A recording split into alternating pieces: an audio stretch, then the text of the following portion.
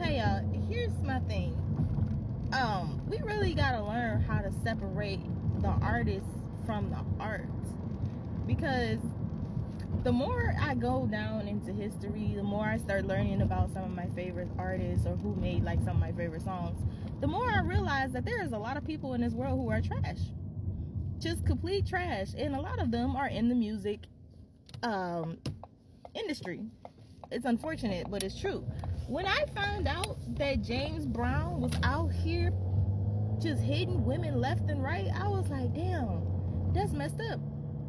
But yet, I'm still listening to Santa Claus Go Straight to the Ghetto like every Christmas. But then, you know, we found out about Chris Brown. And I'm like, damn, that's messed up. But say goodbye and everything else. I'm sorry, I gotta listen to it. And then R. Kelly. We all knew about R. Kelly. I don't care, like, unless you were just super young, we all knew that R. Kelly had something wrong with him. But god damn it, that nigga had his hand in every single song in the 90s. And some of the early 2000s, to be honest. Now we got P fucking Diddy. Now, P. Diddy shit has been circling around for a while. But as of this year, all types of stuff has came out. And I'm just like, shit. But every single Bad Boy remix was fire.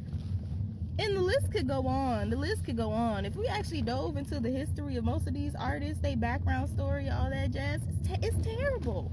It's terrible.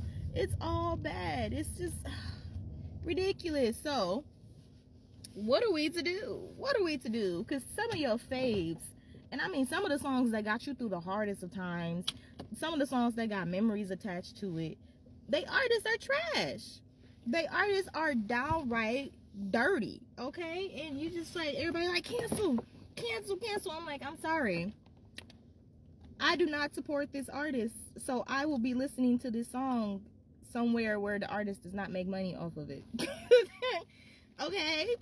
That's about as much as I can do. I'm sorry. I have, like, memories, fond memories, that we're gonna go back on, and I'm gonna remember this song. Like, imagine you're in the height of the whole R. Kelly thing, but your wedding song was an R. Kelly song.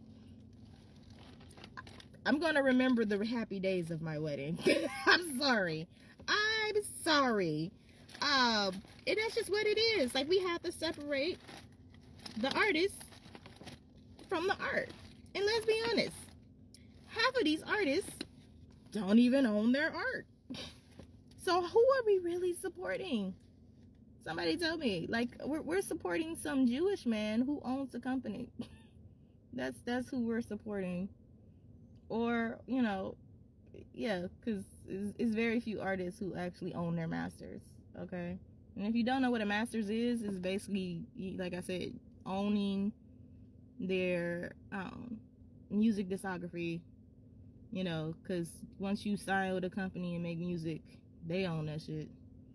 They pay for the studio time, they pay for the music video, the concert tour, you know, all that jazz. You just kind of sung it or wrote it, whatever, you know, copyright and all that jazz. But yeah, no, it's very hard to like artists nowadays, because we just be finding out all types of history that nobody asked to find out about. Granted, people who are victims of these artists, they definitely need to have their story told. I would say that. They definitely need to have their story told. They don't need people ostracizing them for, like, the terrible things that they went through. They definitely need the support, you know. But, yeah.